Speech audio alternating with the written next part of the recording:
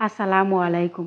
Welcome to Urmi's kitchen. সবাই কেমন আছেন? নিশ্চয়ই ভালো আছেন। আল্লাহর রহমতে আমরাও ভালো আছি।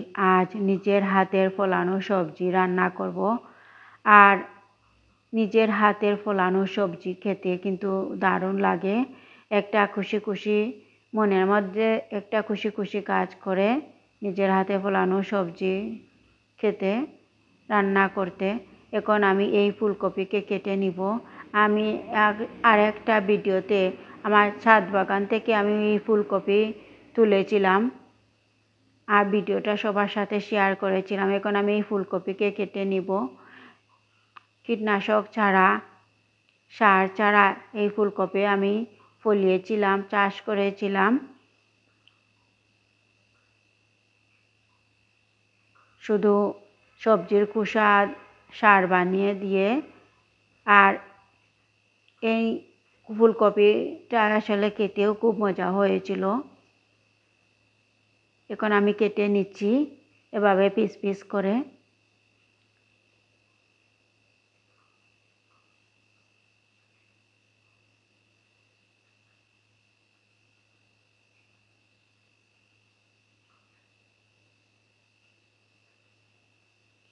ফুলকপি কাটা হয়ে গিয়েছে। এখন আমি এই টমেটোকে কেটে নিচ্ছি এভাবে।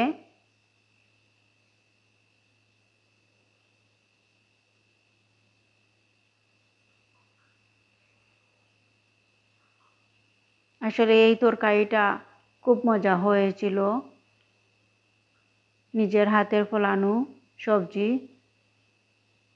এখন দিয়েছি একটা আলু দিব, সেজন্য আলুকে আমি অফ ক্যামেরাতে খোসা ছাড়িয়ে নিয়েছি। এখন এভাবে কেটে নিচ্ছি।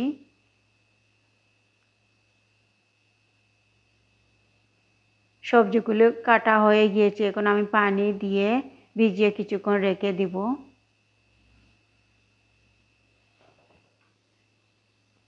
আর এই মাছ দিয়ে আমি রান্না করব।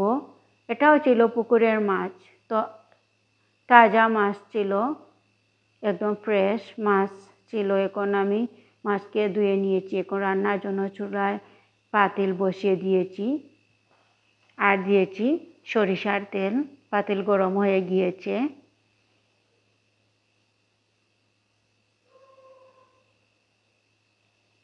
তেল গরম হয়ে গিয়েছে। এখন আমি দিচ্ছি পেঁয়াজ আর দিচ্ছি আদা রসুনের পেস্ট। এখন পেঁয়াজটাকে ভালো করে ভেজে নিব। এখন দিয়েছি স্বাদ মতো লবণ পেঁয়াজের মধ্যে। এখন নেড়ে চেড়ে ভালো করে পেঁয়াজটাকে লালচে কালার করে নিব। যখন পেঁয়াজটা ভাজা হয়ে যায়, লালচে কালার হয়ে যায়, তখন আমি দিয়ে দিয়েছি গুঁড়া মশলা। এখানে দিয়েছি 1 চামচ হলুদের গুঁড়া, 1 চামচ ধনিয়ার গুঁড়া, 1 চামচ মরিচের গুঁড়া আর আধা চামচ পাঁচফোড়ন দিয়েছি। আর মশলা যাতে পুড়ে না যায় সেজন্য একটু পানি দিয়ে মশলাটাকে আমি কিছুক্ষণ কষিয়ে নেব। কিছুক্ষণ কষানোর পর এখন আমি দিয়ে দিচ্ছি সবজিগুলি।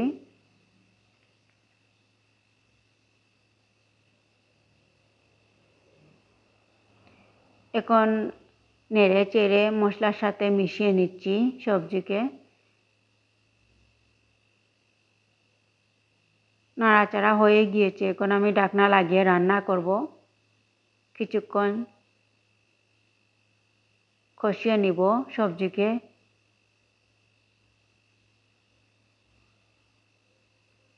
কিছুক্ষণ কষিয়ে নিয়ে এখন আমি নেড়ে চেড়ে দিচ্ছি।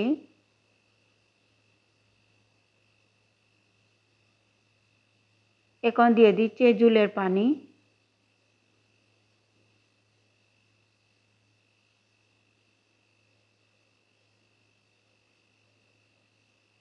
ঝোলের পানি দিয়ে নেড়ে চেড়ে দিচ্ছি।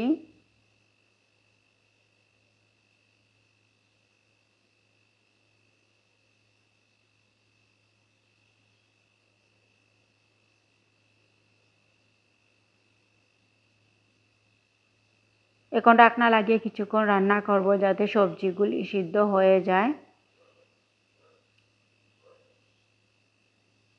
এখন দিয়ে দিচ্ছি কয়েকটা কাঁচামরিচ। কাঁচামরিচকে আমি 2 ফালি করে কেটে নিয়েছি। কিছুক্ষণ রান্না করার পর যখন সবজিগুলি সিদ্ধ হয়ে যায় তখন আমি দিয়ে দিব মাছ।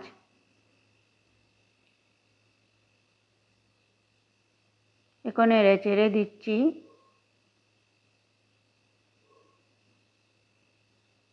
এখন দিয়ে দিচ্ছি মাছগুলি।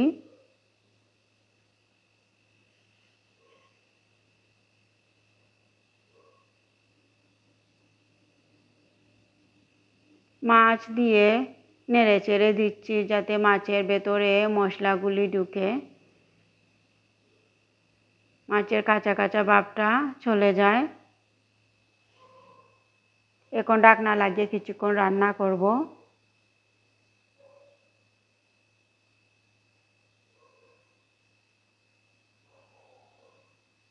কিছুক্ষণ রান্না করে এখন আমি দিয়ে দিচ্ছি ধনিয়ার পাতা। মাছটা আমার সিদ্ধ হয়ে গিয়েছে, কষানো হয়ে গিয়েছে।